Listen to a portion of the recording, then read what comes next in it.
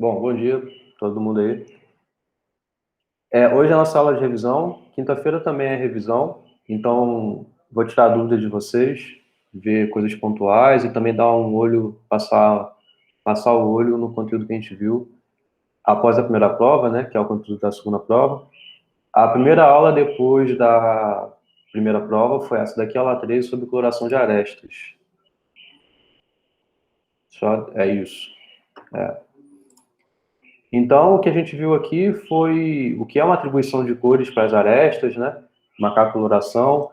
E, além disso, a gente viu uma coisa mais forte do que isso, que é ser uma coloração própria, né? Uma coloração própria. Cada aresta coloração, né? Dado que você já sabe o que é uma coloração de vértices, né? Geralmente, então, quando a gente não usa isso específico, né? Cada coloração, geralmente a gente atribui até a ser vértices. Mas como aqui a gente está numa aula que é só sobre coloração de arestas, então a gente escreve mais direto para a coloração, tá? E a gente usa aqui a definição de ser próprio, né? Que arestas adjacentes não têm vértices iguais, né?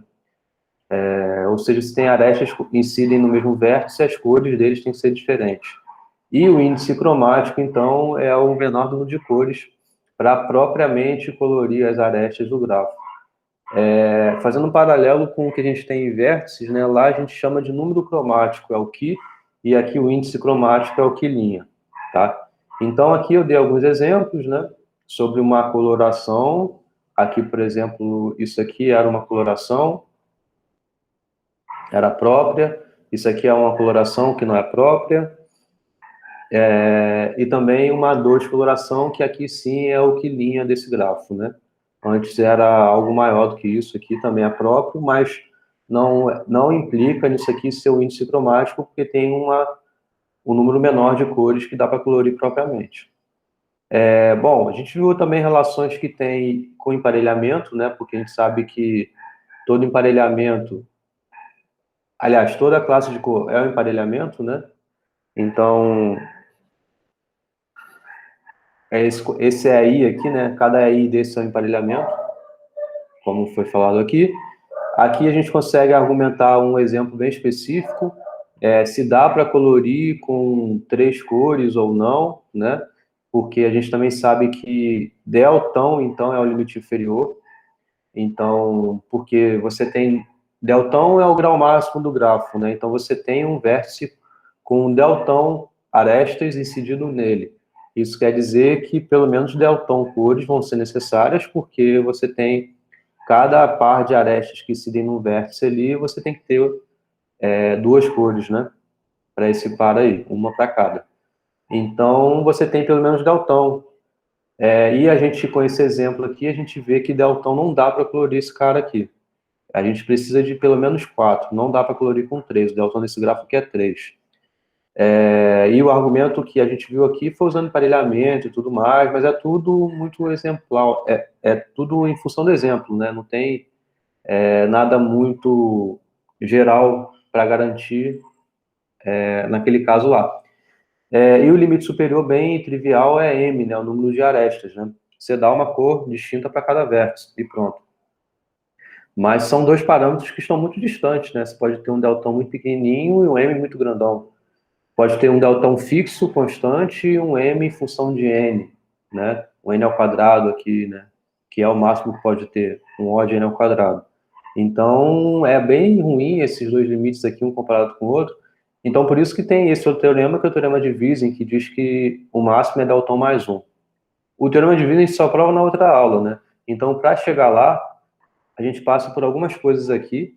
Então, primeiro é nome, né? É dizer que se o índice cromático do grafo é igual a deltão, o grafo é classe 1, e se for deltão mais 1, é classe 2 o grafo. São nomes clássicos, tá? Então, a gente sabe que, se você vê isso, se você vir isso em algum artigo escrito classe 1, classe 2, a não ser que ele defina alguma outra coisa, mas se não estiver definindo é porque ele está falando sobre coloração de arestas, tá? Classe 1 é deltão, classe 2 é deltão mais 1. É isso, tá? Bom, então, para chegar lá, a gente tem alguns caminhos longos aqui que a gente percorre nessa aula. Um desses foi uma dúvida do Arnaldo aí, né? Aqui são definições, eu digo que uma cor está sendo representada num vértice e tudo mais. o número de cores distintas que incidem no vértice é esse parâmetro aqui, C de V, né? Então, se você tem um vértice, você tem V, o vértice V, você tem 3 cores que incidem nesse vértice, então, 3 cores distintas, né? Isso não quer dizer que ele tenha grau 3, pode ter um grau maior do que 3, né? Porque a gente não necessariamente está aqui considerando uma coloração própria, então você tem aí que C de V é igual a 3, tá? Mas uma consequência bem direta é que isso aqui tem que ser, o C de V é menor ou igual do que D de V, né? Então, se você tem três cores incidindo no vértice, é porque o grau do vértice é pelo menos 3, né? Você tem 3 arestas ali. Pode ter mais, como eu estava falando, dado que você pode ter arestas incidindo no vértice V que recebe a mesma cor, né? Então, ele é próprio, isso é algo que vocês até enxergaram na aula antes de eu comentar, que eu lembro.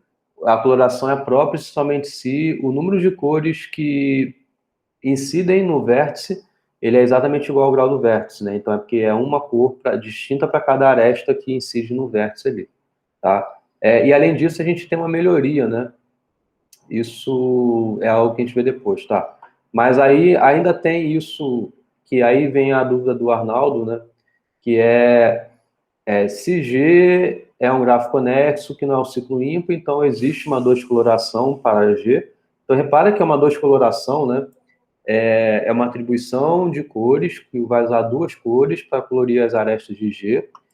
Aqui a gente não está levando em consideração isso daí ser uma coloração própria, só para deixar claro de novo. É uma coloração, tá? Mas ainda assim, não sendo própria, a gente consegue garantir isso. Se não é um ciclo ímpar, né?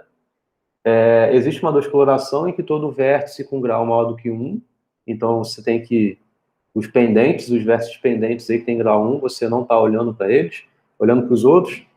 Então, em todo vértice com grau maior do que 1, as 2 cores, né? Você está 2 coloração, você vai usar 2 cores, as 2 cores estão representadas. Isso aqui é algo bem construtivo, né? É dado um grafo, a ideia é que a gente construir uma descoloração que vai satisfazer isso. Todo vértice vai satisfazer isso. Para fazer isso, a gente separa em 2 casos. Um G é euleriano, o outro G não é euleriano. Acaba que o segundo caso recai no primeiro caso. Tem uma relação aqui que a gente viu nessa aula. Aí, no primeiro caso, se é um ciclo par, né? Se é um ciclo par, você alterna as cores bem bonitinho aí, e vai dar certo, né? Você tem 2 cores, então você tem 2 arestas para cada vértice, cada aresta que incide num vértice, você dá uma cor distinta, né? Então você vai seguindo isso alternando, você vai ter fechado direitinho as 2 cores sendo representadas em todos os vértices do ciclo par, tá? Repara que o ciclo ímpar não entra na história porque ele não faz parte da hipótese, né? Aí beleza. O outro caso é quando ele é um grafo euleriano, mas não é um ciclo par, né? A gente está ainda no caso 1, que é o grafo ser euleriano, né? Se ele não satisfaz isso, você pega esse grau, esse vértice de grau maior ou igual a 4, né? Posso ter vértice de grau 2, posso ter vértice de grau 4, grau 6, assim por diante, né? São sempre graus pares porque a gente está com os grafos eulerianos. Aqui, o intuito é você começar essa atribuição de cores percorrendo o percurso lá euleriano, porque a ideia é essa, né? É fazer o passeio de Euler iniciando por esse vértice que tem grau maior ou igual a 4, para justamente a gente conseguir fazer a alternância em relação à paridade, né? Então, a aresta que você vai ter o índice da aresta nesse passeio sendo 1 ou sendo ímpar, vai receber a cor 1. Sendo par, vai receber a cor 2. Nessa aula aqui a gente falou bem sobre isso aqui, mas o importante é que você tem que considerar como o início desse passeio de Euler esse vértice que tem grau maior ou igual a 4. Tá? Não pode ser um vértice em grau 2, porque se você tiver uma quantidade ímpar de arestas, tinha uma coisa assim, né? Cadê? Eu fiz aqui. Aqui. Aqui. Se você pegasse... Aqui você tem um grafo euleriano, porque todo mundo tem grau par, né? Então, o que diz o lema, a construção, né? É que você comece o seu percurso de Euler por uma por um vértice com grau maior ou igual a 4. Porque se você começar por um vértice de grau 2, se você tiver uma quantidade ímpar de arestas, aqui, por exemplo, satisfaz isso, a paridade desse vértice em relação à aresta que chega e à aresta que sai é sempre ímpar, certo? Isso é algo que a gente viu aqui na aula, né? Porque você tem um passeio de Euler, você vai começar e vai terminar no mesmo vértice. Se você tem grau 2, e se você começa o seu passeio por esse vértice de grau 2, você sai por ele no início. Você só vai voltar nele no final, ou seja, quando acabar o seu passeio e já passar por todas as arestas já. Sendo, se você tiver um grafo que tem uma quantidade ímpar de arestas, então a paridade aqui vai ser sempre ímpar, ou seja, essas duas arestas vão receber a mesma cor 1. Então as duas cores não vão estar sendo representadas aqui. Então por isso que a gente começa por um vértice de grau maior ou igual a 4. Porque mesmo se houver uma quantidade ímpar de arestas, como aqui ocorre, você vai precisar passar por ali de volta pelo menos mais 2 vezes. Porque você vai ter que entrar uma vez, então você vai ter usado 2 arestas, dado que você saiu dela a primeira vez. Você vai ter que sair dela depois, porque você vai ter que voltar porque tem um grau pelo menos 4. Então, essa entrada e saída implica em mudar a paridade. Aqui, por exemplo, 1, 2, 3. Tá, eu fui com 1, voltei com 3, ou seja, saí com a cor 1, voltei com a cor 1, porque tem a mesma paridade ímpar aqui. Mas vou ter que sair mais uma vez. Essa saída depois do 3 é par. Então, depois do 3 vem um par. Então, você mudou a cor aqui. Então, por isso que tem que ser por esse vértice com grau maior ou igual a 4, o início aqui do seu passeio, para você atribuir ao seu passeio uma descoloração de arestas para esse grafo euleriano, tá? O segundo caso é quando o G não é euleriano. Então, para os vértices que possuem grau ímpar, né, porque G não é euleriano, é porque tem algum vértice de grau ímpar. A gente sabe, pelo lema da pessoa de mãos, que existe uma quantidade par. Então, quantidade par de vértices de grau ímpar, né? Isso qualquer grafo que seja. Então, sendo euleriano, você adiciona um vértice extra aí e torna ele vizinho a todos os vértices de grau ímpar que você tinha no grafo.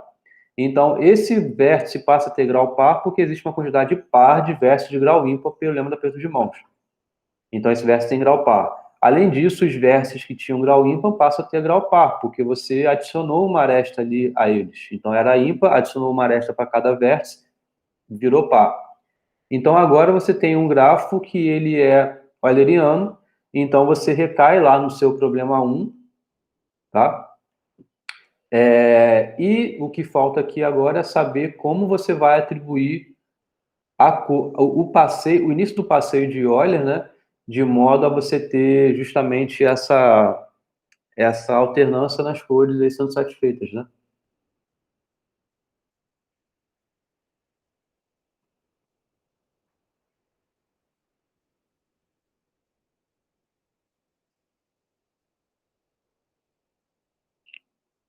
Então, como a gente pode fazer isso? A gente começa justamente por esse vértice aqui que você adicionou.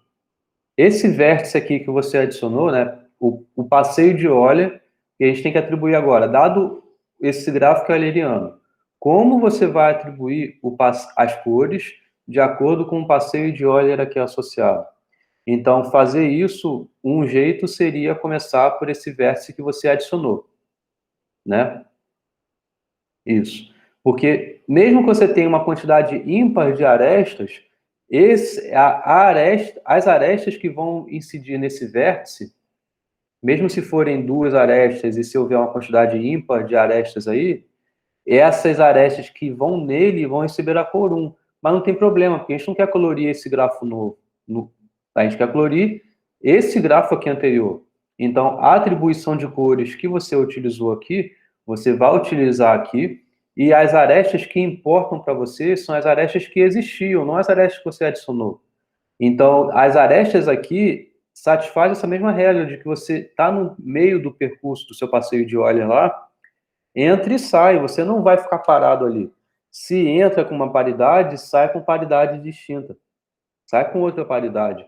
Então, por isso que aqui a coloração que você atribuir aqui a esse gráfico que é euleriano, começando o seu passeio de Euler, a atribuição de cores nesse vértice que você adicionou, então você volta para cá, você vai ter uma descoloração em que cada cor aparece 2 vezes em cada vértice, tá? Então, a ideia é essa, a demonstração é essa, né?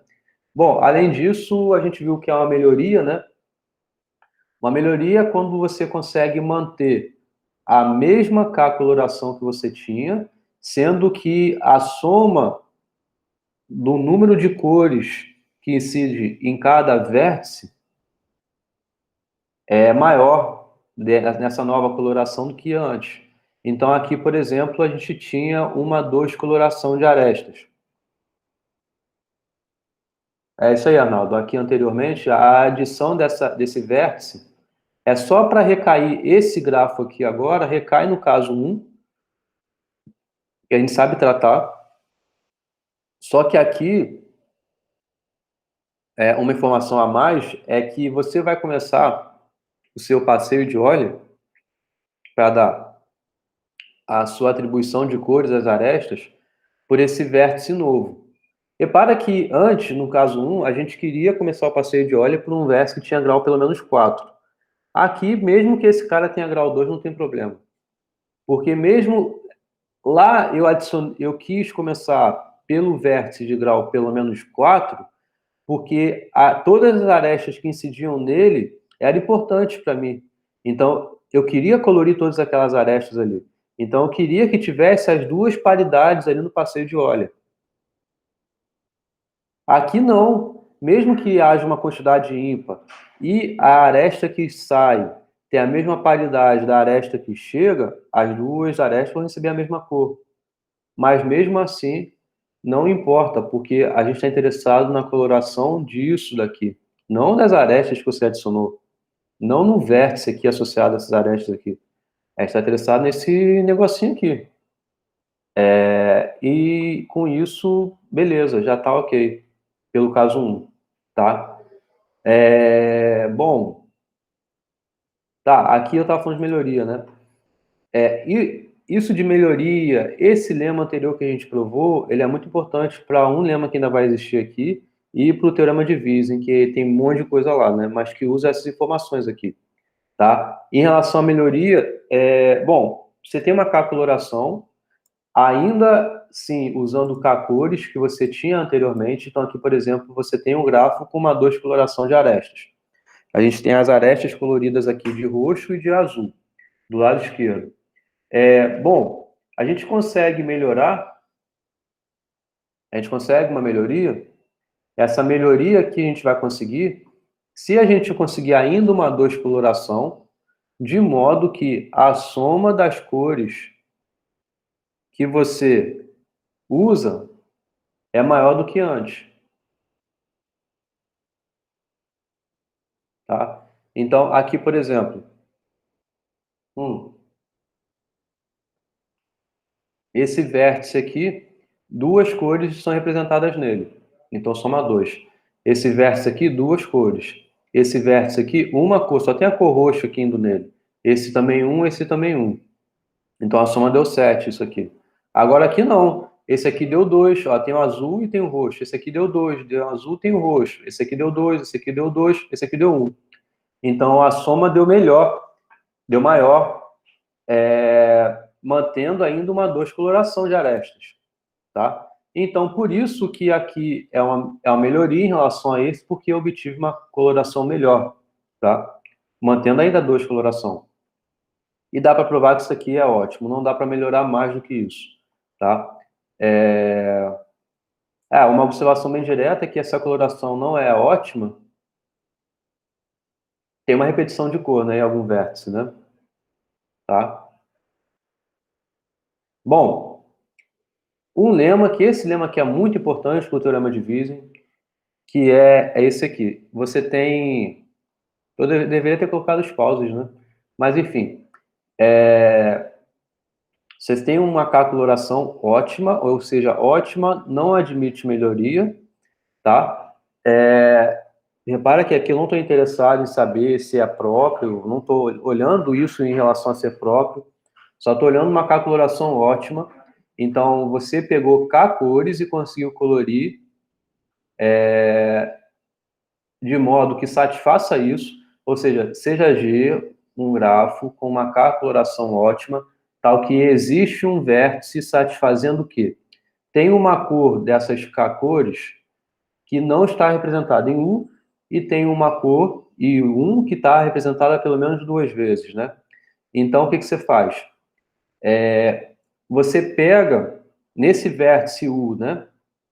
E você olha, bom, tem o I1 que aparece pelo menos 2 vezes, tá? E tem o I0 que ele não aparece ali em U.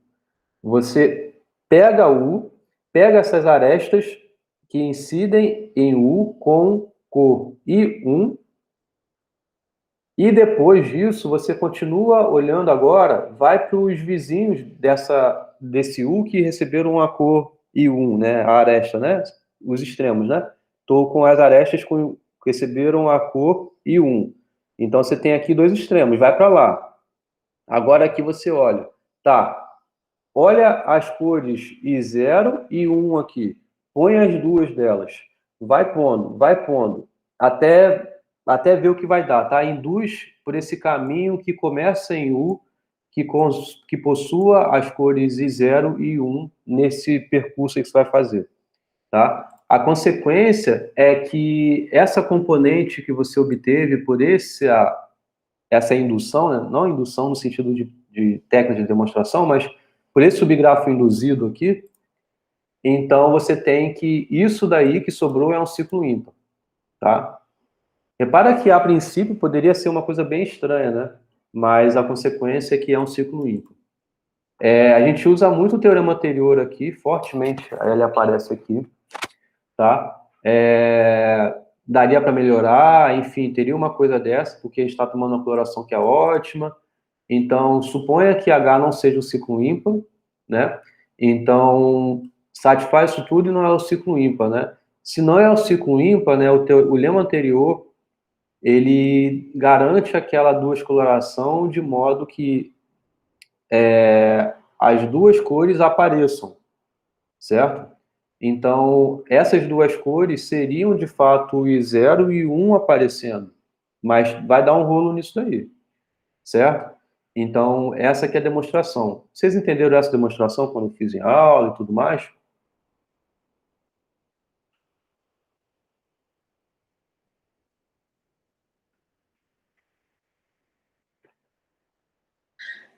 Aqui seria o seguinte, bom, pensa que isso daqui tudo é satisfeito e isso daqui não é um ciclo ímpar, tá? Isso é a contradição, né? Você assume a hipótese verdadeira e assume a consequência como falso. Junta essas duas coisas. Junta essas duas coisas, você vai ver que vai dar um rolo, né? Porque você tem a causa é isso, a consequência é isso. Então, isso implica nisso, essa demonstração. A técnica por contradição, você tem que assumir isso daqui verdadeiro e assumir isso daqui falso. Junta essas duas informações, vai dar algum rolo. Bom, então você assume que isso aqui não seja um ciclo ímpar. Se não é o ciclo ímpar, o lema anterior, a gente tinha isso como hipótese lá. Não é um ciclo ímpar, então tem uma duas coloração lá, em que todo vértice com grau maior do que 1, as duas cores são representadas. Então, as duas colorações aqui que você está usando, as duas cores seriam essa, I0 e I1. Então, existe uma duas coloração com essa I0 e I1, de modo que as duas cores apareçam em todos os vértices ali. Mas aqui a gente está com um caso em que a cor I0 não aparece e a cor I1 aparece. Ou seja, satisfazendo agora o lema anterior, atribuindo essa nova dois coloração, você teria uma melhoria nas cores aqui em relação à coloração ótima que você tinha. O que dá uma contradição. O que dá uma contradição porque você tinha uma coloração ótima, mas agora só obtendo uma coloração melhor. Então, simplesmente é isso. Acabou. É um absurdo. Então, é porque isso daqui é o correto. Tá? Uma outra consequência dessas coisas aí é que bipartido ele é classe 1, tá? Existem duas formas de você mostrar isso, eu não sei se eu apresentei as duas aqui, só apresentei uma.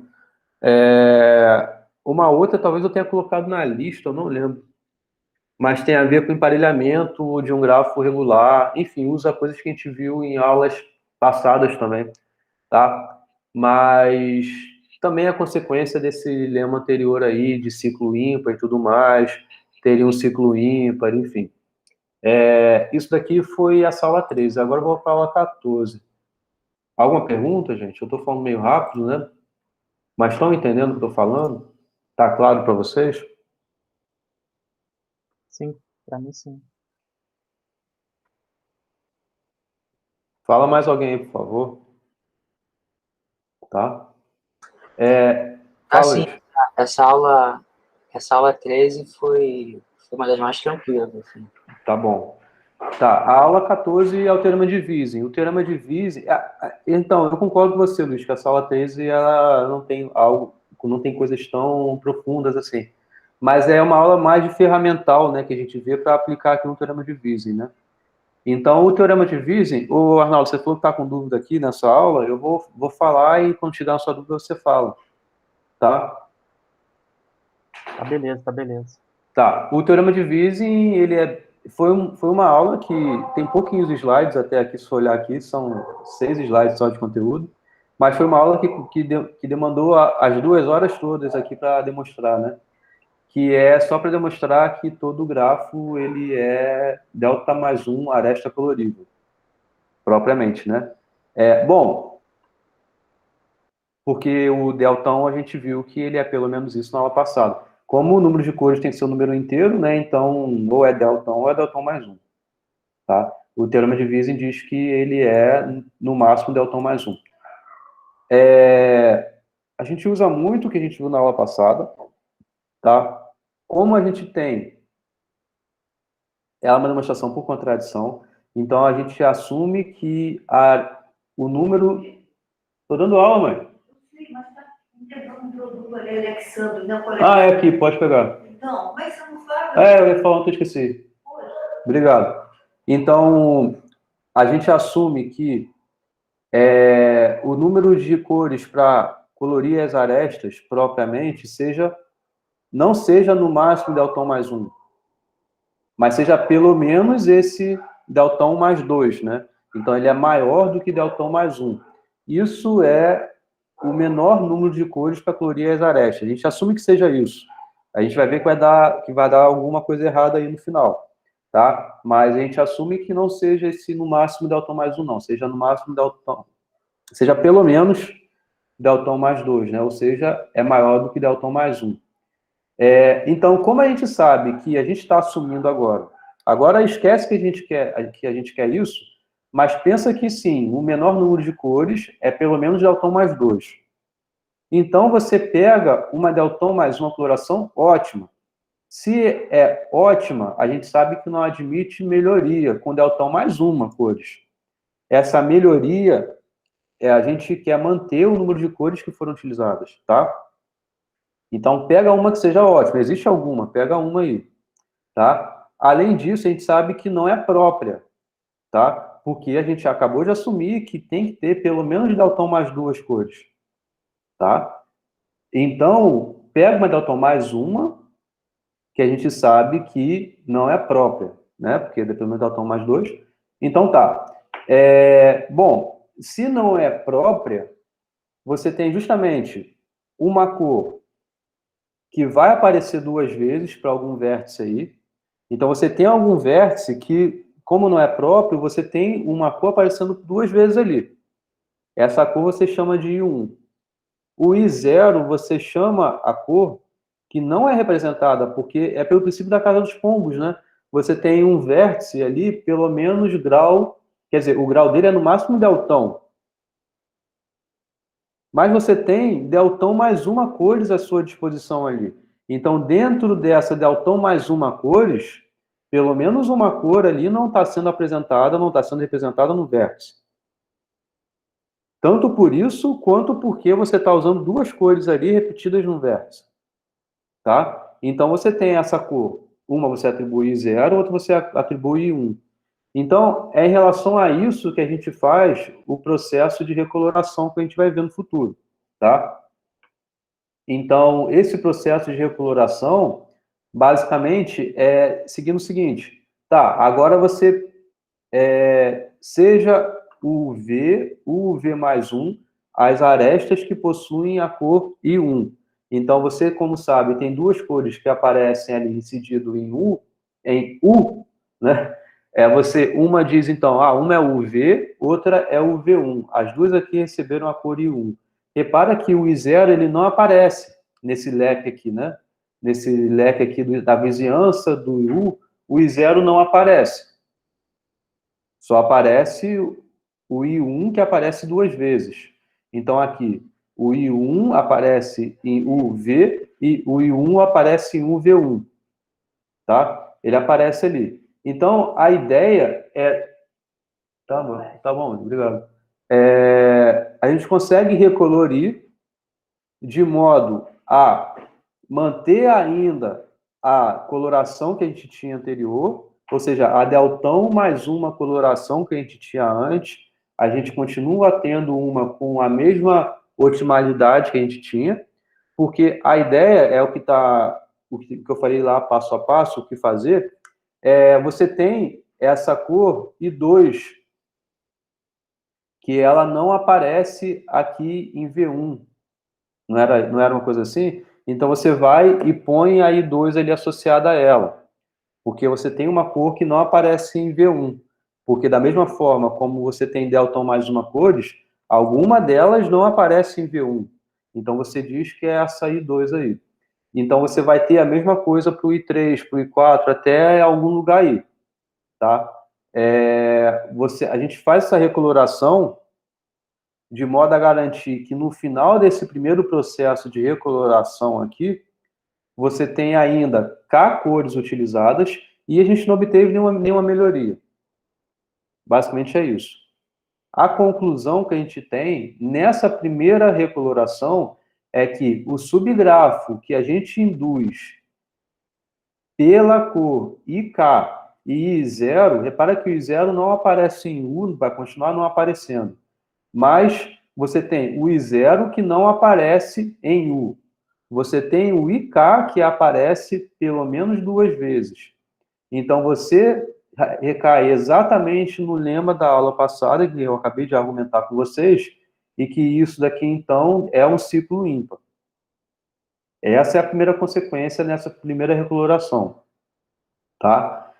Na segunda recoloração, a gente tem, então, essa outra parte, a gente faz a mesma coisa. Atribui uma nova cor para aquelas arestas que dão para colocar essa nova cor aí do mais um.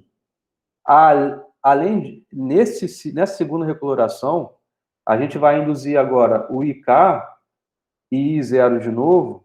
Agora, o que sobra aqui é esse pedaço aqui, que vai ser também um ciclo ímpar, porque o I0 não aparece, o IK aparece aqui duas vezes. Essa nova recoloração, que foi basicamente mudar esse pedaço, a gente mantém ainda as mesmas K-cores que eram utilizadas, vão ser aqui, mas bem que aqui a gente botou IK mais um, né?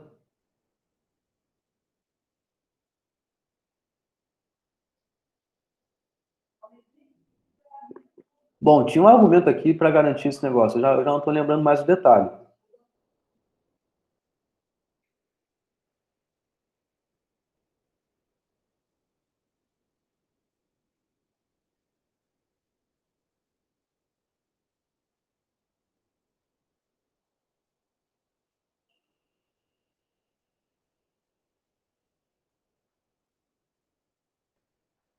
O I1 aparece uma vez, o IK, esse IK aqui é o que a gente quer tratar. Esse cara aqui, ele não recebe grau, ele não recebe nem a cor IK e nem a cor I0. Isso é o que importa. Essa aresta não recebe nem a cor IK e não recebe a cor I0.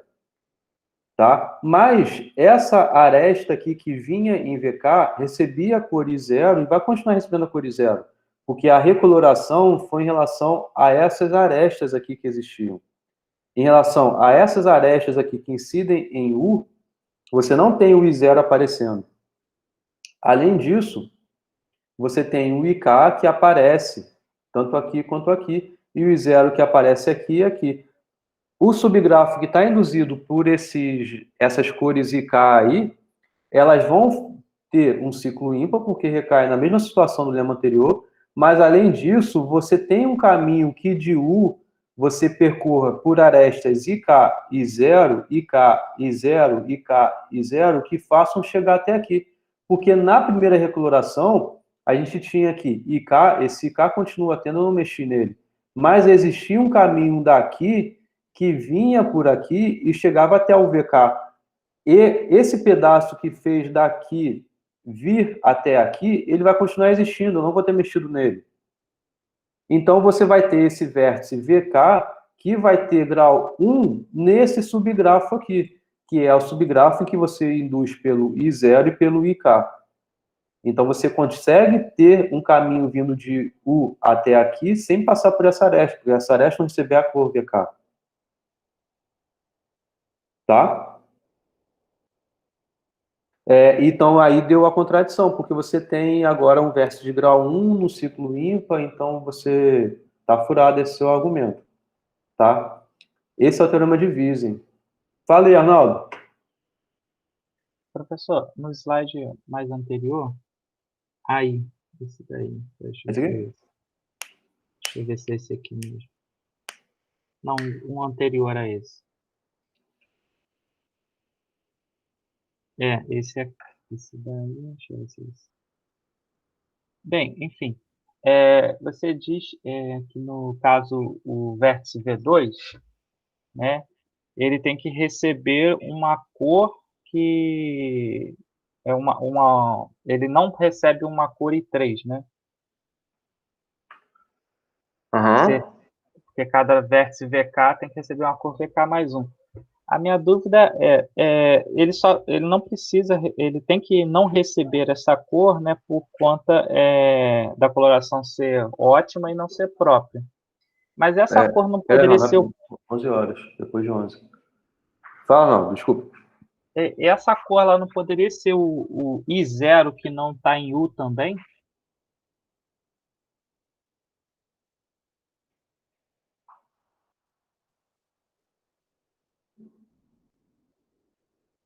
Fala de novo, Arnaldo, desculpa. Então, essa cor que em V2, né, que A precisa cor de existir, V2. Aham. que ela não está em V2, na verdade, né? Para atender o fato de ser deltão mais um, Aham. ela não pode ser o próprio I0? Não pode ser o próprio zero, essa cor I3 que não é representada em V2? Isso. Não, tem mais alguma outra, né? Então tem que ter o I0. Então eu sei que o I0 nem o I3 estão em V2. Então teria que ter duas cores. Então, o I0, ele não aparece na vizinhança de U. Certo. O que você está dizendo é que o I3, o I0 poderia aparecer aqui. Ou na verdade é porque quando você Ou pega esse aqui, né? V1, Aham. o V1 ou o V2, aí tem que ter uma cor, tem que ter uma cor que não esteja em V1, né? Aí a gente chama, por exemplo, essa cor de I2, certo? Uhum. A cor que não está. Essa cor I2, ela não poderia ser o I0 também?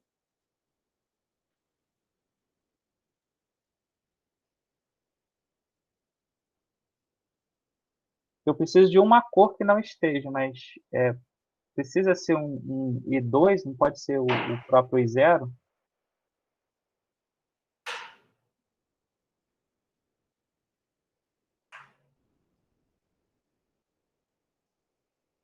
Pera aí, Arnaldo. Você concorda que o I0 não aparece aqui? Concordo. Aí o que você está dizendo é na recoloração. Não, pode ser na recoloração. Na Pode ser. recoloração, porque a gente está. Mas repara que, olha só, essas cores aqui, Uhum. Eu estou aproveitando todas elas. Então, a I2 aparece aqui. Ela que eu estou usando aqui. Ela não pode estar no V1, né? Mas ela aparece lá no V2. Isso. Entendi. Não, entendi. Eu não sei se eu entendi a sua dúvida, na verdade. Porque a minha dúvida foi lá quando você colocou lá em cima que o V1 precisava de não Deixa eu ter uma ler. cor, né? Ah, Ele precisava não ter uma cor para atender esse deltão mais um. deixa eu ler. Deixa eu ler. Uhum. Sejam o V, o V1, as arestas que possuem a cor I1. Tá. Como o grau de V1 é menor do que deltão mais um, alguma cor I2 não é representada em V1. Beleza? Beleza. Tá. Aí o que você está dizendo é que alguma cor não poderia ser a cor I0? Esse 2, É isso que você está eu não dizendo? entendi. Por que que esse 2 não poderia ser o I0? Ah, tá. Mas além do I0 tem alguma outra também. Porque tem que ser deltão mais um, né? Se fosse só maior que deltão mais um, né? Tem que ser deltão mais 2, então, no caso. Então, é porque a gente está olhando uma coloração que ela não é própria, né? Entendi. Então tem uma repetição de cores aí. Não, entendi. É porque eu fiquei fixado nesse deltão mais um, mas na verdade eu quero que seja deltão pelo menos mais 2, né? Porque eu quero que seja maior que deltão mais um. Calma, isso é na coloração própria, mas a gente pegou uma deltão mais uma que não é própria. Então a gente está usando deltão mais uma Ela cores. só é ótima. Ah, Só é entendi. ótimo porque não tem uma melhoria. Beleza, então. Então era esse o meu problema. Mas olha só, se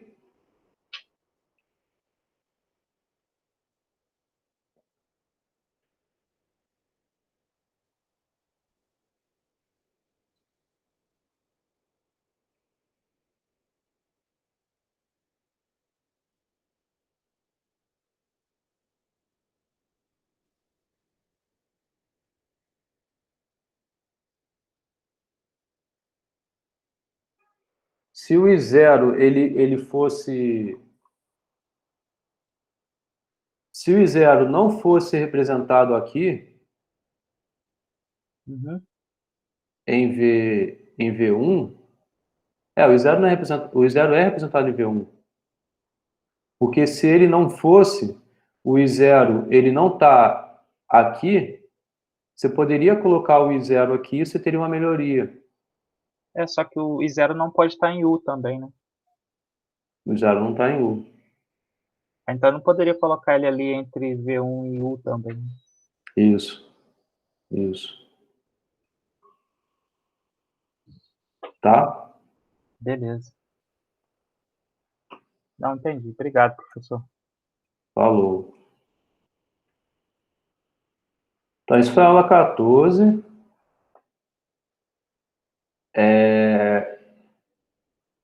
Isso aqui fecha o conteúdo de coloração de arestas. A gente vai chegar depois à coloração de vértices, mas até lá tem coisas aí, parâmetros que a gente estuda, né? Que é justamente que envolve cor independente de clique em relação a emparelhamento ainda, que é a coisa que a gente viu até antes da primeira prova, e cobertura. A gente viu cobertura de dois tipos, né? Vimos cobertura de arestas por vértices, ou seja, a gente quer cobrir as arestas usando vértices.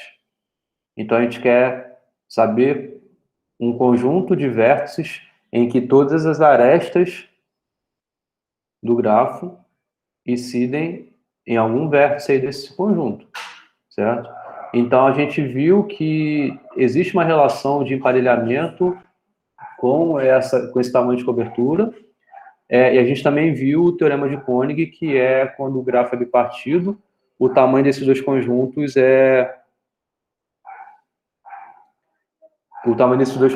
ele é igual, certo?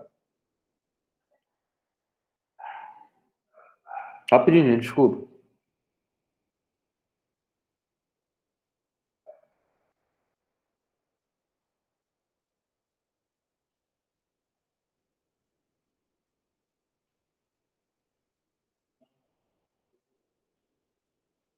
Bom, tá. Então, aqui a gente vê um exemplo que essa igualdade não é válida. Na verdade, a gente viu isso na aula que a gente tratou sobre emparelhamento e cobertura, né? Porque aqui, por exemplo, ele satisfaz, né? Você tem a cobertura de arestas por vértice é igual a 4, né? Enquanto que o emparelhamento máximo ele é 3, tá? Nessa aula que a gente discutiu esses dois parâmetros, porque você tem o quê? Você quer cobrir as arestas, né? Então, uma coisa que relaciona bastante uma coisa com a outra é que uma aresta você está cobrindo. Então, você vai cobrir a aresta por um dos dois extremos dessa aresta.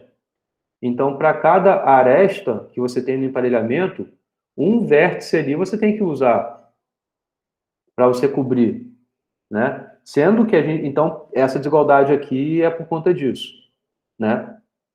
Sendo que talvez seja necessário você usar os dois vértices extremos de uma aresta que está no emparelhamento, porque você tem um vértice ali que ele está cobrindo não só essa aresta do emparelhamento, mas alguma outra aresta do lado de fora. E do mesmo lado, o outro. O outro vértice, você pode precisar dele para você cobrir um outro pedaço do seu grafo. Aqui, por exemplo, tem isso, né? Por exemplo, ó, esses dois desenhos aqui. Relacionam bem, né? O que está em roxo é a cobertura.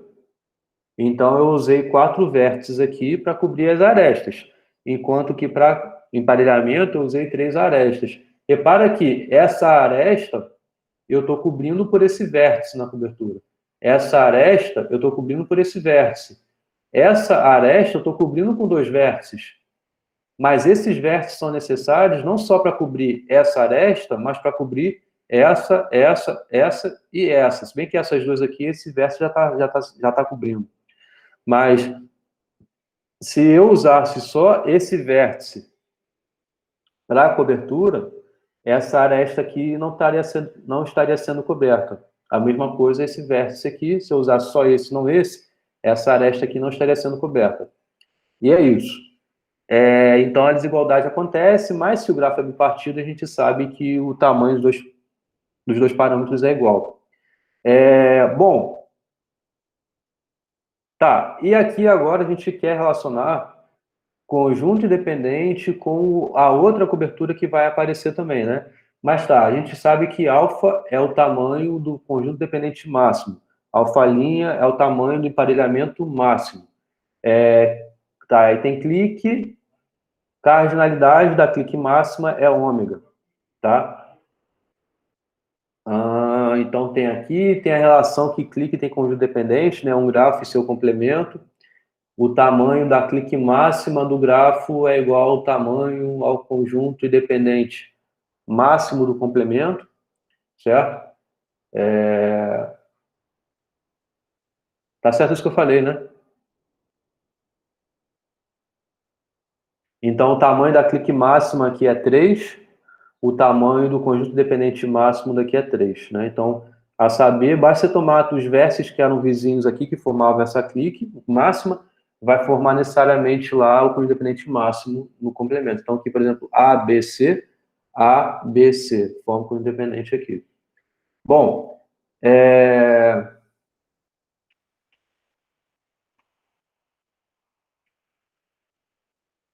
isso daqui é algo que a gente viu na prova, né? Eu cobri na prova, né?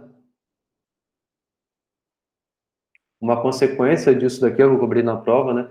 É que o complemento do conjunto independente de um grafo é exatamente a cobertura das arestas por vértices, né?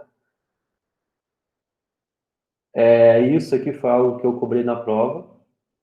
Tá tranquilo aqui? Vocês têm alguma pergunta? É justamente a remoção, né? Você remove a cobertura, você remove os vértices que cobrem todas as arestas já foram ali, tem um vértice que saíram. Então a aresta também morreu. O que sobrou é necessariamente o conjunto dependente. Então isso aqui é o argumento disso.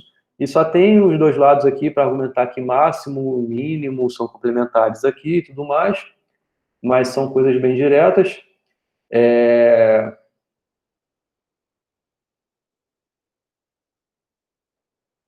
E, além disso, a gente viu a cobertura por arestas, né? Então, é a cobertura dos vértices por arestas, né? Então, você quer saber o conjunto de arestas que cobrem os vértices, que é diferente do que a gente estava falando anteriormente, né? Lá era o conjunto dos vértices que cobriam as arestas. Aqui é o conjunto das arestas que cobrem os vértices. Então, betalinha, justamente a cardinalidade dessa cobertura, e também tem relação disso com o tamanho do emparelhamento máximo, né? Então, um é complementar do outro, tem aqui uma demonstração que a gente viu nessa aula, que tem a ver com justamente o lance de ser caminho insaturado, não saturado, de emparelhamento máximo. Muito parecido com o teorema de Koenig, que a gente viu isso antes da primeira prova. Né? Vocês têm alguma dúvida aqui nessa aula? Aqui é mais detalhes de demonstração. Acho que esse detalhe eu não preciso rever com vocês, a não ser que vocês tenham alguma dúvida pontual aqui. Se é bipartido, dá igualdade também, assim como dava igualdade lá do outro caso lá, do Koenig. Vocês têm alguma dúvida aqui, gente?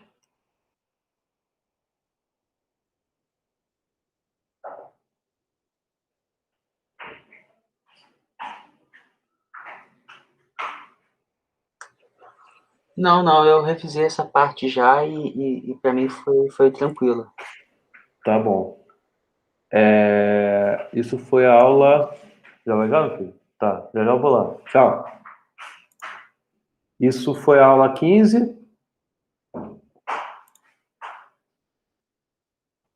Aula 16 agora. Teoria de Ramsey. A teoria de Ramsey, ela também é uma outra aula desse capítulo que fala sobre cliques e conjuntos independentes, que na verdade relaciona fortemente aqui, né, os dois parâmetros, de modo que o R de KL é um número em que todo grafo com esse número de vértices aí, aliás, é o menor, né? É o menor dos N's, né? Em que todo grafo com essa quantidade de vértices possui uma clique de tamanho K ou um conjunto dependente de tamanho L, certo? Então, é o menor N em que todos os grafos com N vértices possuem uma clique de tamanho K ou um conjunto dependente de tamanho L. Isso é o R de KL. Tá? A gente viu aqui um exemplo bem pontual sobre o R de 3,3. Então, nessa aula aqui, eu provei para vocês que o R de 3,3 é igual a 6. Primeiro foi para analisar que todos os grafos com 6 vértices satisfazem essas duas restrições. Satisfaz uma dessas duas restrições. Tem uma clique de tamanho 3 ou tem um conjunto dependente de tamanho 3. Então, isso foi a análise que eu fiz, né? Pensando tanto nos grafos desconexos quanto nos grafos conexos com 6 vértices. Então, todos os grafos com 6 vértices satisfaz uma dessas duas coisas que estão aqui, e em todos os casos a gente conseguiu verificar que tem uma clique de tamanho 3 ou um conjunto dependente de tamanho 3. Então, a gente sabe inicialmente, dado só essa análise, que o R de 3,3 ele é no máximo 6. Agora, poderia ser que desse com 5, com 4, com 3, enfim. A gente viu também que não dá, porque com 5 a gente viu que o C5 não dá. O C5 aqui não tem como. Além disso, a gente viu que com 4 não dá, porque eu exibi um exemplo aqui, o C4, o P3 muito menos, e para trás também. Com 3 com vértices não tem. Tem um P3 que não dá, e com 2 e com 1 também não dá, porque nem tem 3 vértices para fazer uma clique de tamanho 3 ou independente de tamanho 3, né? Enfim, então o número para isso é 6 exatamente. Tinha aqui essa tabelinha, né, que é o que a gente tem aqui até hoje, e aqui a gente tirou algumas relações, eu consegui provar algumas coisas para vocês. Uma das coisas foi a complementariedade, para todo R de KL é igual ao R de LK. Isso ele é uma ideia um pouquinho mais geral só do que eu apresentei aqui, do R de 2L, R de K2, né? Aqui, né, foi isso. Ainda assim, foi bem construtivo, deu para a gente argumentar o que acontecia se tivesse menos, a gente viu que não dava, então a gente viu que com isso daqui necessariamente tem como encontrar. Por exemplo, aqui o R de 2L. A gente sabe que é igual a L, por quê? Menos do que L não dá para você ter um conjunto independente de tamanho L. Além disso, mas poderia você ter sempre uma clique de tamanho 2. Mas aí você vai e pega o grafo nulo. O grafo nulo com menos do que L vértices, você não tem aí satisfeito ele ter uma clique de tamanho 2, não tem aresta. Então, você não tem uma clique de tamanho 2 nesse grafo. Então, foi um exemplo que você obtém de um grafo com menos do que L vértices que não satisfaz essa restrição R de 2L. Com L vértice sempre dá, porque se o grafo é diferente de nulo, tem pelo menos uma aresta. Então, ter pelo menos uma aresta significa ter uma clique de tamanho 2. E se você tem um grafo nulo com L vértices, você tem um conjunto dependente de tamanho L. Então, todos os grafos aqui são possíveis você, com L vértices, você ter uma clique de tamanho 2 ou independente de tamanho L. O caso RK2 é bem similar. Basta pegar o complementar, né? Então, justamente que isso aqui do complementar, né, argumenta essa simetria aqui do RKL com RGLK. Bom, a gente também tem a monotonicidade, né, que o de K mais 1 L é maior ou igual a R de KL, tá? Que também foi bem direto isso daqui. Limites inferiores também, isso aqui é bem consequência do que eu falei lá do exemplo do R de 3,3, por exemplo, você não tem com 2 vértices, com um vértice, tem que ter pelo menos 3, né? No caso, tem que ter pelo menos 3 vértices, ou pelo menos... Lá era 3,3, né? Então era sempre pelo menos 3 vértices. Mas, enfim, o R de KL, ele é pelo menos o mínimo dentre os dois, né? Porque tem que ter pelo menos ali aquela quantidade mínima requerida ali para o tamanho da clique ou para o tamanho do dependente, né? Então, isso aqui é de onde vem esse limite inferior, e esse daqui é o melhor dos limites aí superiores. Não necessariamente é o melhor dos limites superiores, né? Mas é o limite superior que dá mais trabalho para a gente provar. Então, foi a parte final da aula, a gente ficou um bom tempo provando aqui essa parte, e a gente usou muito o princípio da inclusão e exclusão. O princípio da inclusão e exclusão, na verdade, quer determinar a cardinalidade da união de dois conjuntos. Então, que é somar os dois e tirar a interseção, né? Isso aqui ocorre bastante nessa análise. A gente separa em dois casos. São os dois casos meio estranhos, talvez, porque a gente vê um vértice V que satisfaça essas duas coisas. A gente mostra aqui que necessariamente o vértice V satisfaz ou um ou outro necessariamente. E isso aqui é o que a gente prova aqui nessa parte, tá? Usando o princípio da inclusão e exclusão. Enfim, e aqui fica bem construtivo para a gente conseguir obter esse caso para qualquer vértice que tenha essa quantidade aqui de vértices. Para qualquer grafo que tenha essa quantidade aqui de vértices.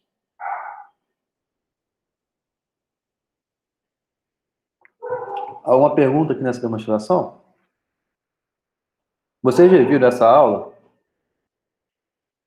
Aqui tiveram duas demonstrações um pouquinho mais densas. Uma foi essa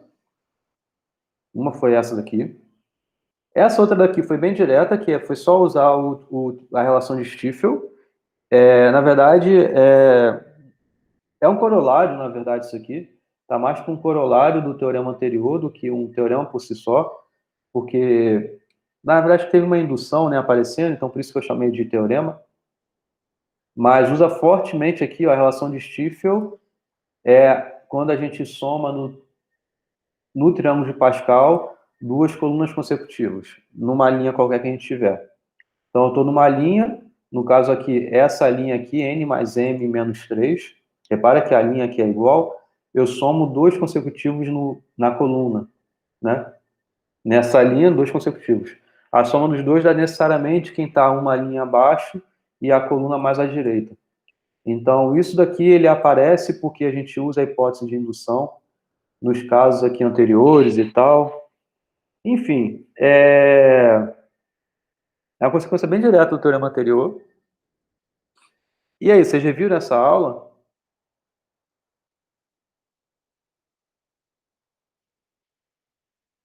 Arnaldo reviu, os demais reviram. Sem entrar em detalhes, ainda não, Luiz? Tem alguma coisa específica que você queira perguntar sobre isso daqui? Dá uma olhada nela, a gente revê com mais atenção na aula que vem, tá? Tem um monte de detalhe aqui que foi usando muito um pré-requisito de vocês em relação à probabilidade até, apesar de não ter usado isso fortemente, esse nome, esse termo, mas foram consequências bem diretas de princípio multiplicativo, né, de modo geral. Mas que aí a gente consegue usar e conseguir concluir esse resultado aqui, que é bem específico, né, que é somente olhando a diagonal daquela tabela, né, do R de KK, ele é pelo menos 2 elevado a K sobre 2. Isso daqui é uma consequência do princípio multiplicativo. Na verdade, essa demonstração é uma consequência bem eu ia falar bem direta, não é bem direta não, mas é uma consequência bem forte do princípio multiplicativo, tá? Que usa justamente probabilidade um pouquinho associada a isso daí. Eu posso ver isso com vocês aqui se vocês tiverem alguma dúvida, mas se não, aí eu teria que entrar em um monte de detalhe aqui e eu vou preferir passar adiante, a não ser que vocês tenham alguma dúvida agora.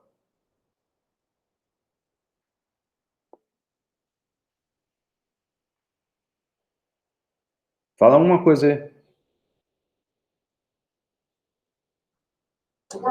Não, por mim pode passar. Eu confesso que ainda vou ter que rever essa aula e estudar esses detalhes. Aí eu também não tive muita dúvida.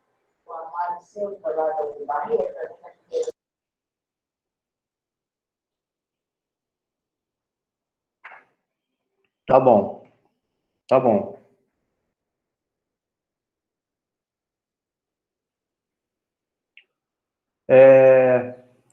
Beleza.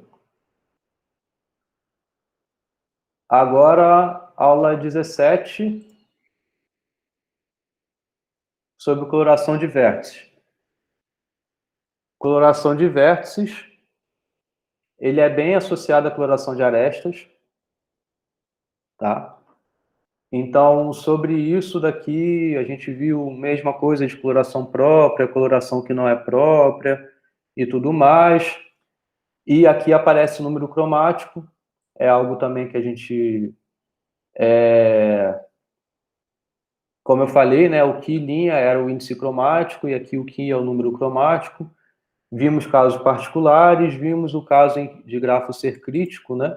Então é quando todo subgrafo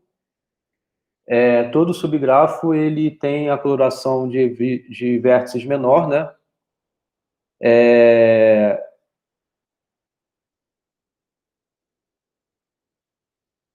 Professor, Oi. só uma dúvida nessas definições. Eu não posso falar que K cromático e K colorível são sinônimos, não? Tem alguma diferença? K cromático e K colorível são distintos, sim. Né? Eu defino isso aqui? Definiu, só que eu não entendi bem a diferença. K colorível e K cromático, é a sua pergunta? Se eles são distintos, essas São definições. distintos. Por exemplo, um grafo bipartido, ele é... Se você tem, sei lá, 3 vértices, se você tem 10 vértices, Uhum. ele é 10 colorível. Mas ele não é 10 cromático. O cromático, ele quer a menor quantidade de cores. E o K colorível tem que ser apenas coloração própria. Uhum. Entendi. Isso aí. Tá? Beleza, entendi. Bom, e aí a gente viu aqui a definição de crítico. O crítico é isso, né? Quando você tem para todo subgrafo próprio, então repara que é para qualquer subgrafo diferente do próprio grafo,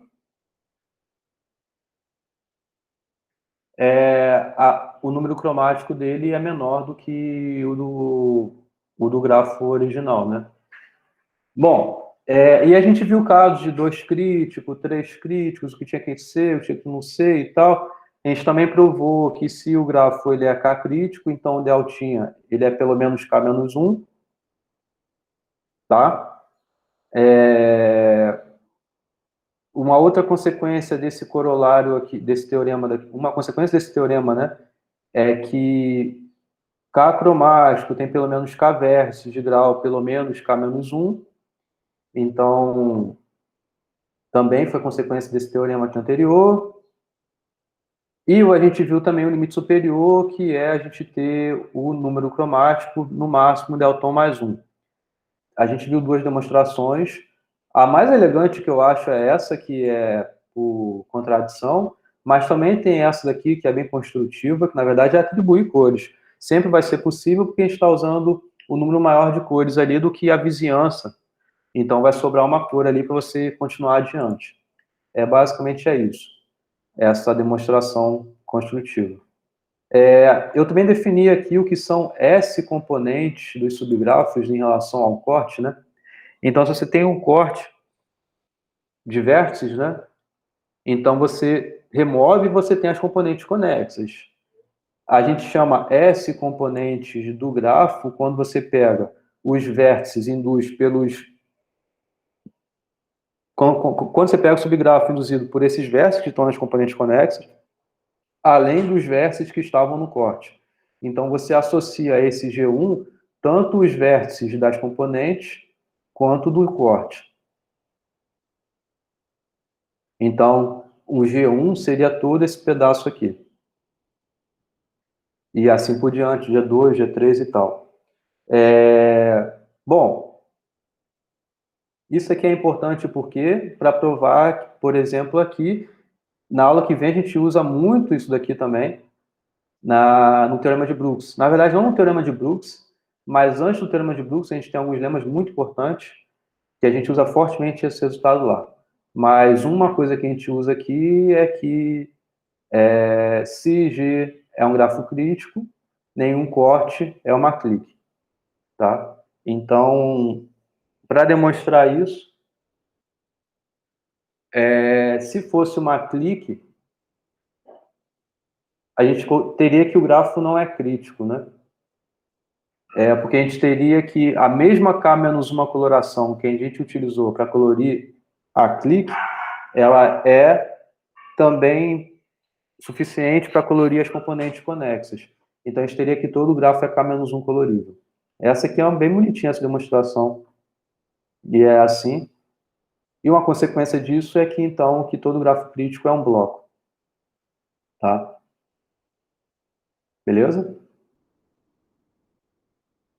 Porque se você tem uma articulação, esse vértice é um corte e esse vértice é uma clique. Como a gente tem que todo crítico não tem um corte que é uma clique, então não pode ter um corte que é um único vértice, sendo essa clique, porque ele é uma clique. Tá legal? Eu passei rapidinho aqui e tal, sem entrar com tanto detalhe nas demonstrações, mas vocês já viram, tem alguma dúvida e tudo mais?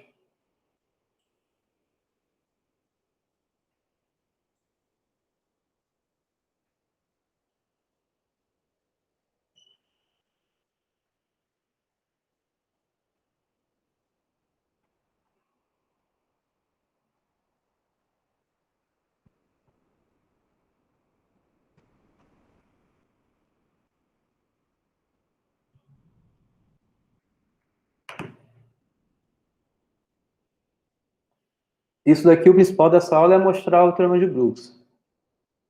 Para chegar até o teorema de Brooks,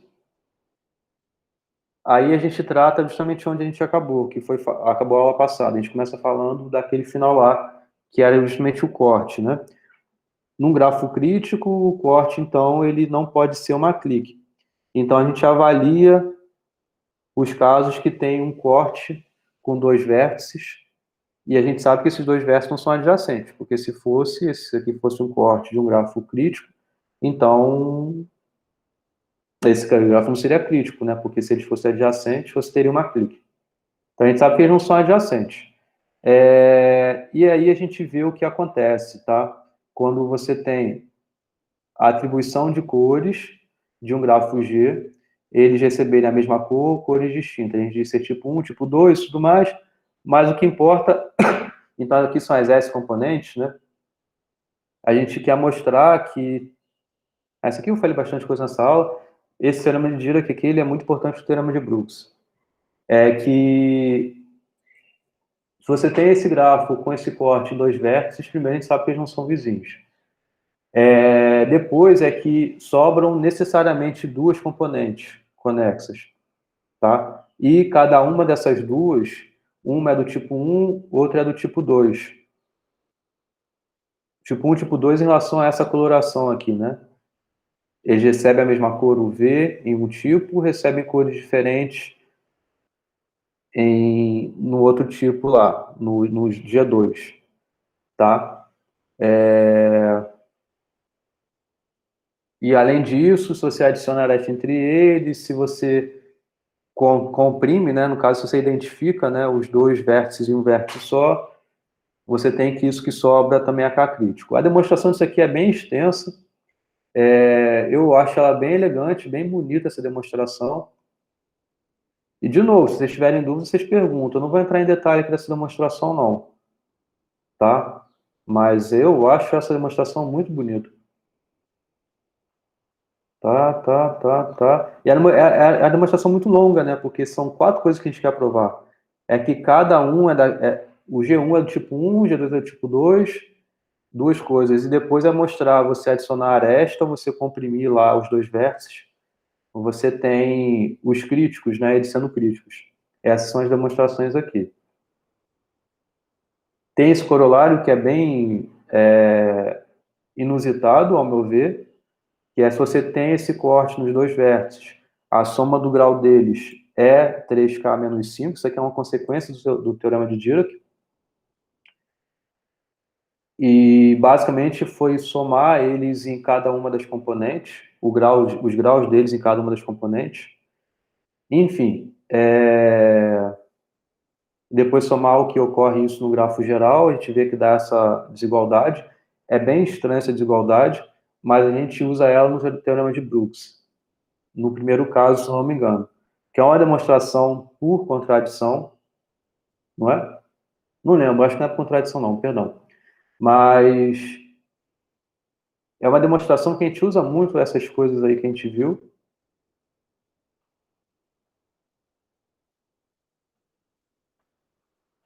Mas que a consequência dele é para provar que todo grafo ele é delta colorível, tá? O número cromático é no máximo deltão. Que aqui aparece o último corolário lá. Alguma pergunta aqui, gente?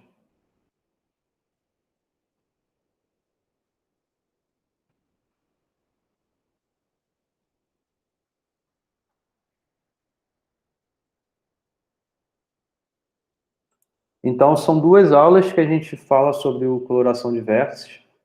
Esse teorema de Brooks, ele é extenso, não o teorema de Brooks, mas tudo que faz até chegar ao teorema de Brooks. Então, eu recomendo que vocês revejam as demonstrações. São muitos detalhes que a gente viu nas aulas, né? Então, revejam lá, entendam os argumentos lá, tá? Que são importantes. Depois foram 3 aulas que a gente viu. Grafos planares, a primeira aula sobre grafos planares foi, além de definir grafos planares, mostrar condições necessárias de grafos planares. Além disso, a gente mostrou que nem um K5 e nem um K33 são planares. Vimos definição de face, grafo dual. Então, o grafo dual de um planar também é planar, isso é algo que a gente mostrou aqui. Na verdade, é uma observação que a gente falou aqui. E com isso, do grafo dual, a gente conseguiu garantir algumas coisas, por exemplo, que a soma do grau das faces do grafo planar ele é igual ao dobro do número de arestas que tem no grafo. Com isso também a gente conseguiu mostrar a relação de Euler, que é o número de vértices menos o número de arestas mais o número de faces é igual a 2. Mostramos por indução e usamos essas consequências aqui que a gente viu anteriormente. Tá? Não foram coisas tão absurdas, eu acho, foi uma aula bem tranquila. Vimos também limites superiores na quantidade de arestas de um grafo planar. Ele é menor ou igual a 3n menos 6, ele é menor ou igual a 2n menos 4. Tá? Esse 2n menos 4 é se o gráfico não tiver triângulo. A gente viu que com isso a gente também consegue mostrar que K5 não é planar e que K33 não é planar. É claro que não foi esse o único modo que eu usei para mostrar essas coisas. Antes disso, a gente usou a curva de Jordan, que na verdade é algo que é bem intuitivo de entender. Quando a gente conseguiu mostrar que nem K5 e nem K33 são planares. Mas esses resultados aqui também a gente consegue provar isso. E um resultado muito importante é esse, que SG é planar, então deltinha no máximo 5. Tá? Isso é algo muito importante que a gente viu lá nessa aula aqui, que é uma consequência também dessas desigualdades aqui na quantidade de arestas que tem no grafo planar. Tá? Essa você precisa rever o que, Arnaldo? Essa aqui de planar? Não, é a aula anterior da De coloração de vértices. coloração no adverso. Tá bom. Nessa daí, professor, tenho uma pergunta para te fazer. Pode perguntar. Na lista 7, o senhor colocou perguntando se o grafo de Petersen era planar. E ali tem um K5 induzido, né? Aquela estrela no meio. Isso a gente viu na outra aula, né? Não era K5, não. Não, aquela estrela não é K5, não. Não é aquela do meio no Petersen? Não, aquilo no meio é o C5, é um ciclo. Ah, então eu confundi, eu achei que era um K5. O K5 é um completo, ele não é um completo, não. Na verdade, na aula depois dessa eu falo sobre isso. Então, É porque elas não são eles não formam um pentágono no meio, né? Isso. Só formam uma estrela. Uhum. Mas não é planar de qualquer jeito, né? Só que essa não pode não ser é. justificativa. Não é essa a justificativa, não.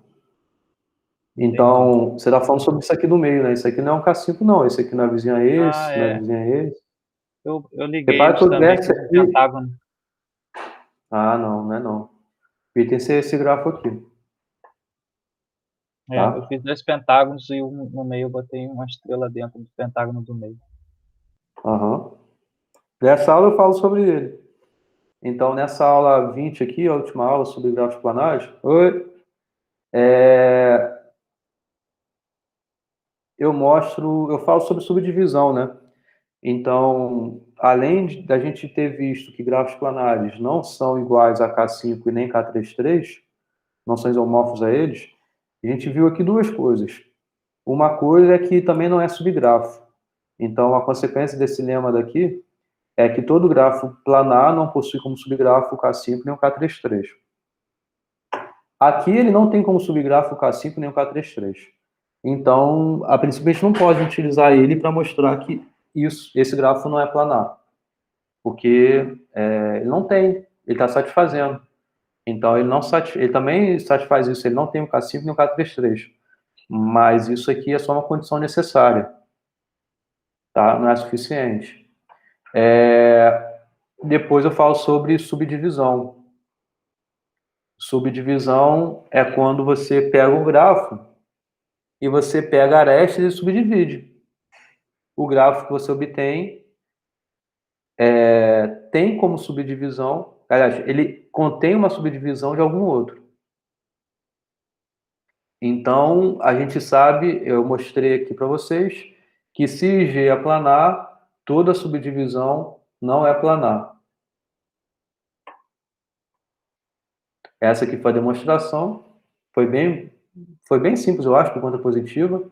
Então, como consequência, é que se G é planar, então G não tem subdivisão do K5, também não tem subdivisão do K33.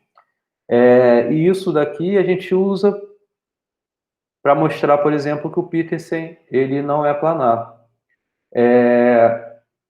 porque ele contém uma subdivisão no K33.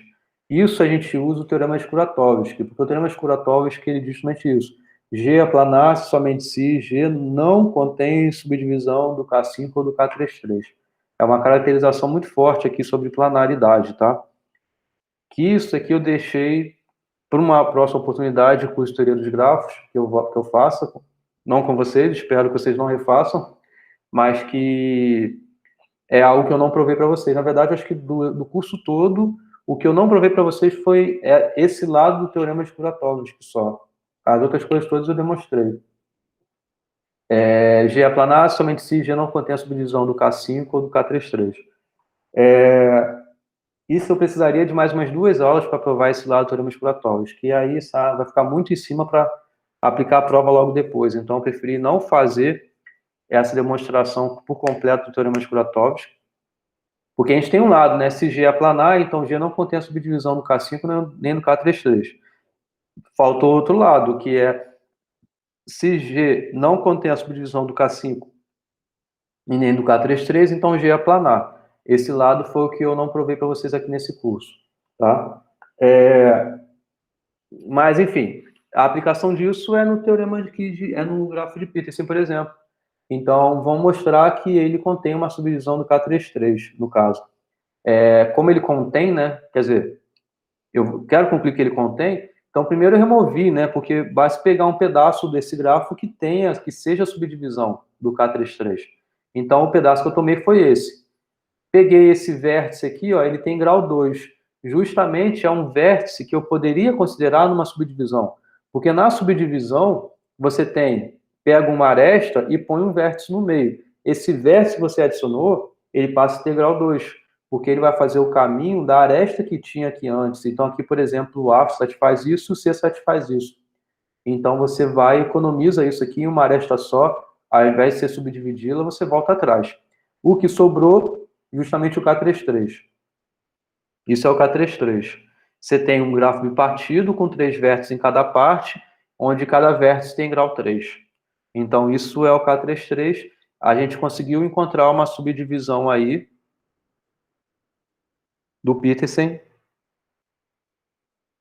Aliás, a gente conseguiu pegar o K33, subdividir até obter o K5. Né?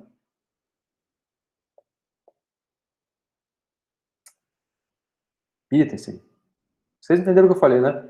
Pegou o K33, subdivide as arestas dele, obtém algum supergrafo dele, e isso é o grafo de Petersen. Tá? Entendi. Então, a gente pode tentar partir, por exemplo, ou do K33 do K5 e tentar chegar no grafo para saber se ele é planar. Se eu chegar, ele não é. Pode sim.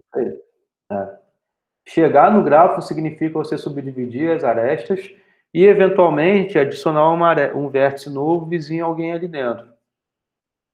Beleza. Tá? Então, é isso aí. Uma consequência, na verdade, do que a gente viu na aula passada, né, sobre o deltinha ser menor ou igual a 5, é isso daqui. Todo grafo planar ele é sexcolorível. Então, a prova é por indução. O desenho aqui que eu fiz, eu acho que ele ajuda um pouco. Você tem mais cores do que vértices vizinhos ao vértice de grau deltinha para você colorir ali, né? Então, você tem esse vértice aqui e você remove a indução, né? Então, toda demonstração por indução, como eu falo sempre, é assim quando a gente estuda em grafos, né? Você tem a base, tem a hipótese, você pega um grafo agora com mais um vértice lá. Remove esse vértice, ou remove alguma coisa, não necessariamente é um vértice, né? Mas remove alguma coisa desse grafo de modo a recair na sua hipótese. Aqui, no caso, a gente removeu o vértice de grau deltinha, a gente sabe que deltinha é no máximo 5, e o grafo que sobrou continua sendo planar, recai na hipótese, consegue uma sexcoloração para ele. Então, significa que os vértices vizinhos desse vértice que você removeu já estão coloridos. Como tem no máximo 5 vizinhos, você tem aqui uma das 6 cores disponíveis para ele. Então, isso que sobrou, isso que, ao pôr de volta, esse vértice, ele virou sexcolorível ainda. Então, você prova isso dessa forma.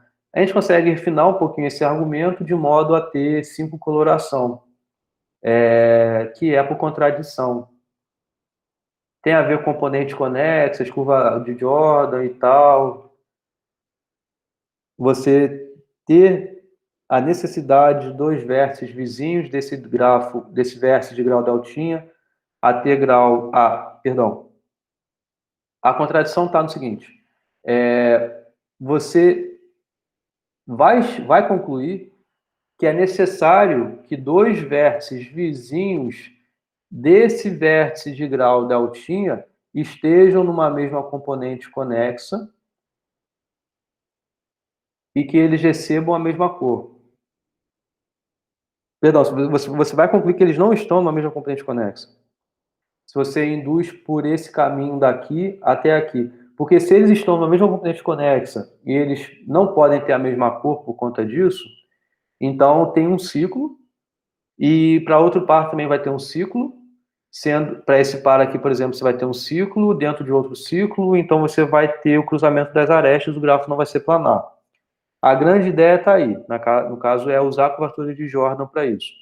Então a consequência que você vai ter é que 2 vizinhos de V vão receber a mesma cor, e com isso você vai ter uma cor disponível ainda dessas 5, porque você tem no máximo 5 vértices, sendo que 2 dos vizinhos de V recebem a mesma cor. Então você usou 4 cores. Usou mais uma cor para colorir esse vértice V, você vai ter usado 5 cores. Então essa é uma aula bem interessante que eu falo sobre isso. E é isso, essa aula. E acabou o assunto de planaridade. Alguma pergunta aqui?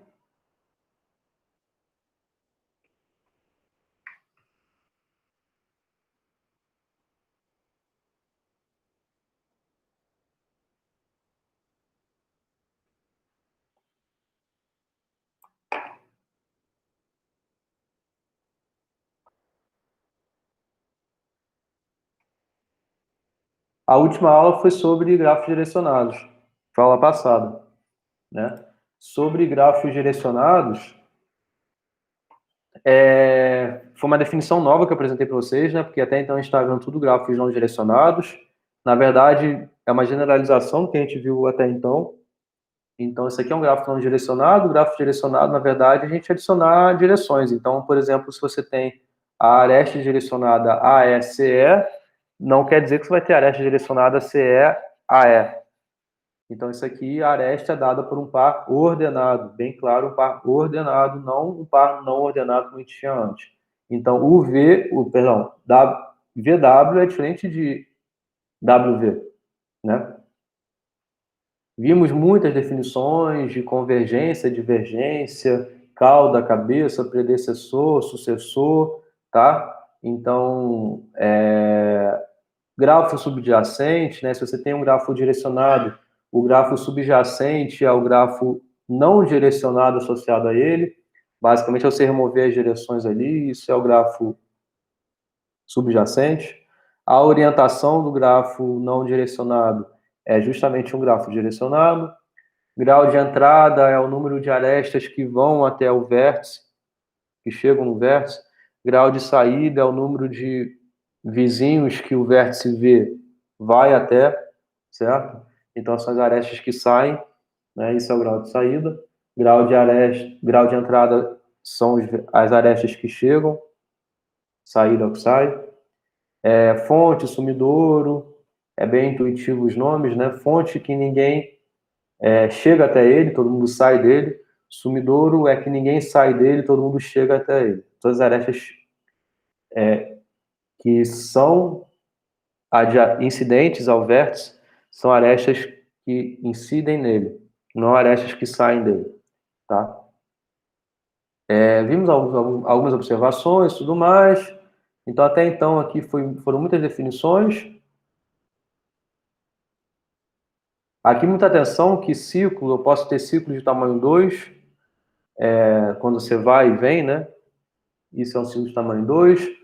Componente fortemente conexo, unilateralmente conexo, fracamente conexo, foram definições que a gente viu aqui. Então, por exemplo, fortemente conexo é quando, para todos par de vértices, par ordenado, existe caminho entre os dois. Então, se você pega A, B, se eles estão na componente fortemente conexa, existe o caminho de A para B e existe o caminho de B para A. Isso para todos os pares, tá? Fracamente conexo é que tem pelo menos um caminho para qualquer par. O V, VU, de U você consegue ir até V, ou de V você consegue ir até U.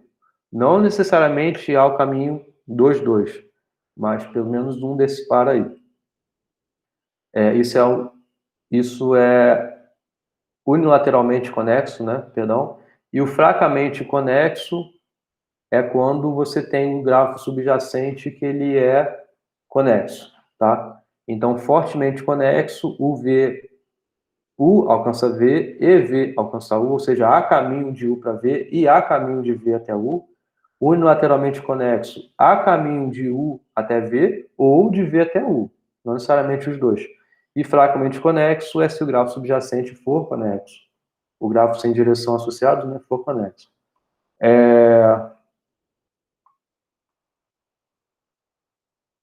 Tá, e aí foram alguns teoremas. Por exemplo, se o grafo é direcionado sem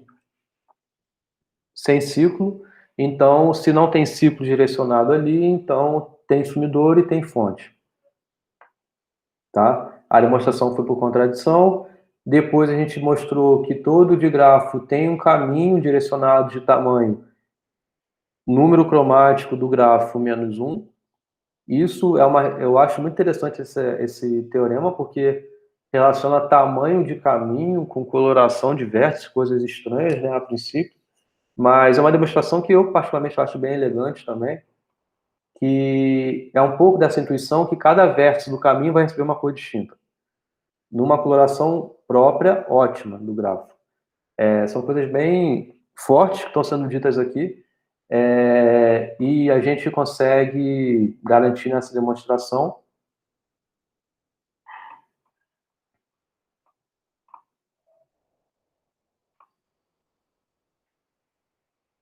Eu recomendo que vocês assistam essa aula novamente, tá? Porque muitos nem vieram a essa aula, só veio o Luiz e o Arnaldo e Nayana. Então, revejam com atenção aqui, é uma aula que foi longa e tem esses detalhes que são importantes. Isso aqui é uma consequência disso e tudo mais. E tem mais duas outras coisas que é sobre torneio. Torneio é um digrafo de um completo. Rei é um vértice que alcança qualquer outro vértice do grafo em no máximo 2 passos, 2 arestas, né? Todo torneio possui um caminho hamiltoniano direcionado, uma demonstração bem direta, usando essa ideia do caminho que relaciona com coloração. Tá? Como a gente tem que o grafo é um completo, né? Então você tem que o número cromático dele é igual a n, e a gente tem então que tem um caminho de tamanho n-1, porque isso é a consequência do teorema anterior que dizia que tinha um caminho de comprimento que linha menos 1. Então o caminho de tamanho n-1 é justamente um caminho hamiltoniano. Tá? Isso daqui é o último teorema que fala sobre conjunto dependente e vértices que alcançam outros vértices nesse grafo.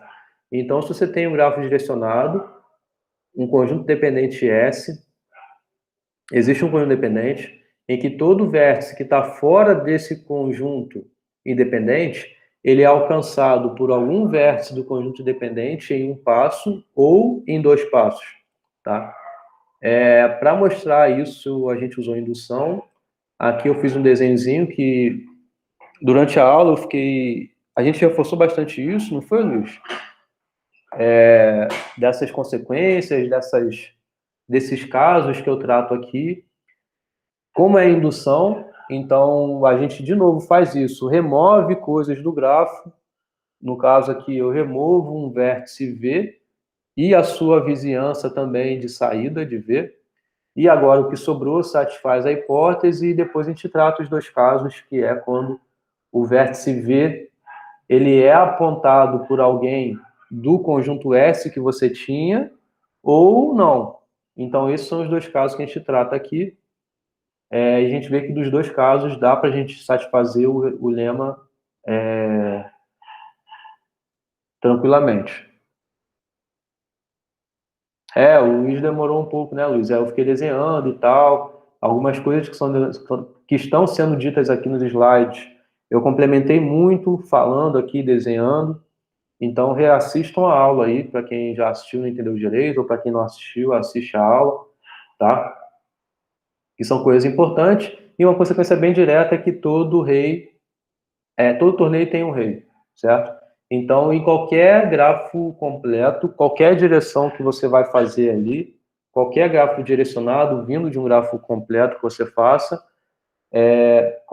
vai ter algum vértice ali que vai atingir todos os outros em um passo ou em 2 passos. Todo vértice que não é o rei, né, no caso, ele é atingido pelo rei em um passo ou em 2 passos. Tá? Como a gente estava olhando o teorema anterior em relação ao conjunto dependente, o tamanho de qualquer conjunto dependente do completo é 1, né? Só tem um vértice no conjunto dependente. Então, para qualquer vértice que não está no conjunto dependente, existe um vértice do conjunto dependente que atinge ele em um passo ou em 2 passos. No caso aqui, esse vértice aqui. Então, ele é o rei, tá? Rei de um torneio. Bom, isso foi a aula. É claro que aqui eu estou passando por cima de detalhes de demonstração. Acho que hoje eu falei mais bem a alto nível mesmo, os resultados que tem nessa aula. Não só nessa aula, mas também como as aulas anteriores. E esse é o conteúdo da prova, tá? Vai desde a aula 13, sei lá qual foi. Isso, desde a aula 13 até a aula 21. Tá legal?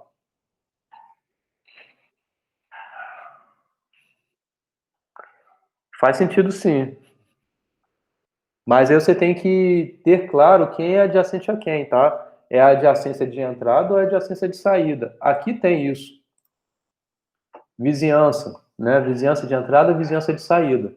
Isso define justamente a adjacência da área do vértice, tá? Tem que separar as coisas, a adjacência de entrada e a adjacência de saída, assim como tem vizinhança de entrada e vizinhança de saída.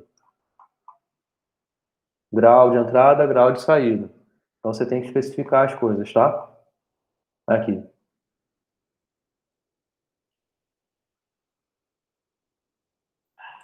Beleza? Beleza, beleza. Já já eu posto a lista. Já já não, que vou ter que sair daqui a pouco. Mas ainda hoje eu posto o gabarito da lista 7. Já está quase pronto, só falta a última questão lá eu fazer. Terminar de fazer. Aí eu posto para vocês, eu vou ver o que eu tenho de gráfico direcionado. Mas acho que não tem muita coisa não. Nem para o canal tinha muita coisa. Mas enfim, eu vou dar uma olhada lá. Tá? Tranquilo? Tranquilo. Tá, vou encerrar aqui a gravação então, tá, gente?